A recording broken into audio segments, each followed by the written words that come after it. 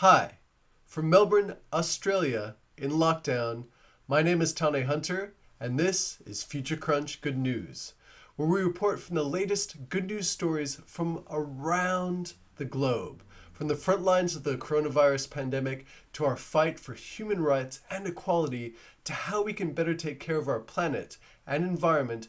We share some stories of hope to bring some light and fresh air to your day. Let's dive in to the headlines.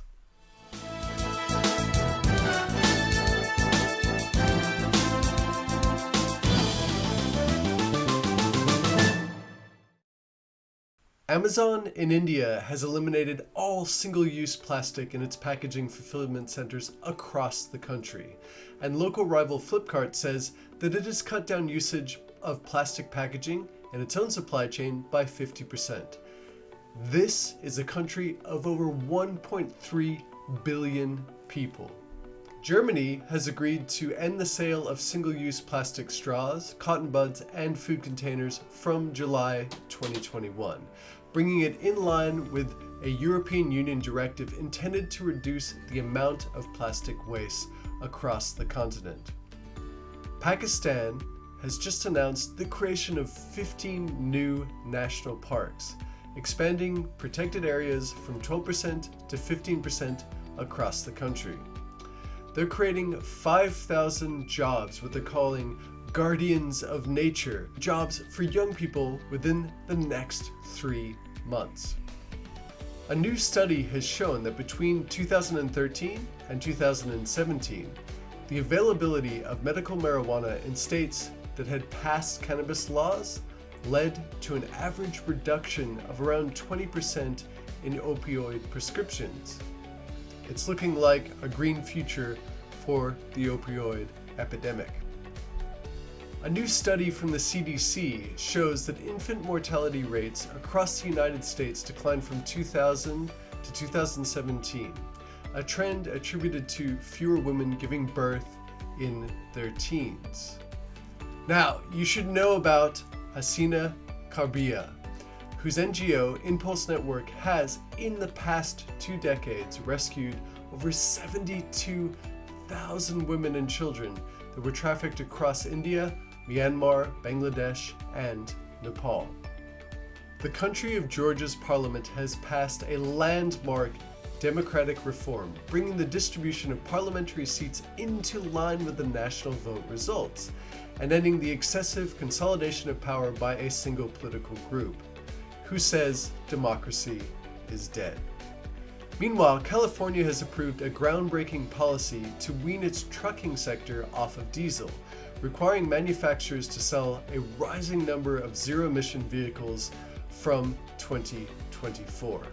It is a major step towards reducing the state's emission. This is the 5th biggest economy in the world. Now, you know about those online petitions? Well, sometimes they actually work.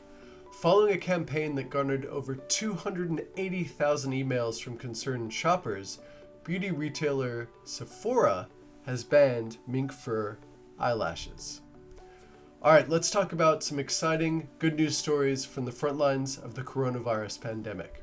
10 of the biggest cities on the planet are charting a green recovery from coronavirus, and more than 40 mayors of major cities from Montreal to Medellin have pledged to push for a green and just economic recovery from the coronavirus pandemic. The mayors, they're part of a global network of cities fighting for climate change.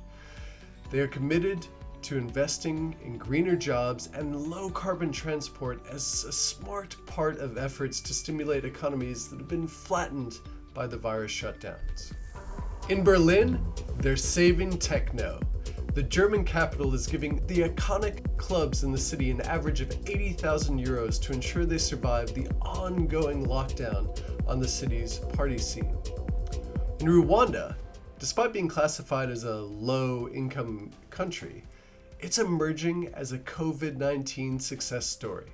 They offer free testing, comprehensive contact tracing, and even robot caregivers. Speaking of robots, these hunks of metal and machine are taking on COVID-19. Say hello to some of the droids that are disinfecting airports and hospitals, caregiving on the front lines, delivering food to people in lockdown, reminding us about physical distancing, and helping us attend graduation ceremonies.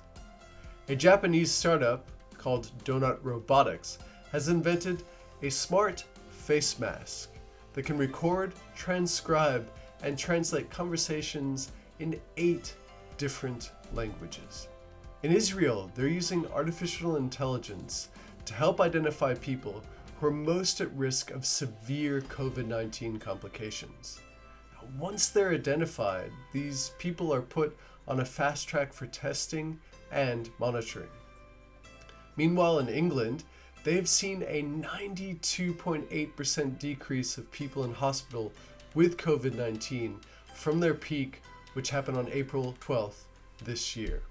An antimicrobial coating developed by Canadian company i3 Biomedical Incorporated can deactivate 99% of the virus that causes COVID-19, which can be used on the outer surface of medical and surgical masks. This is just the beginning of a solid solution to deal with our increased waste due to single-use masks. Now, researchers in our backyard in Melbourne, Australia, have devised a test that can determine novel coronavirus infections in 20 minutes.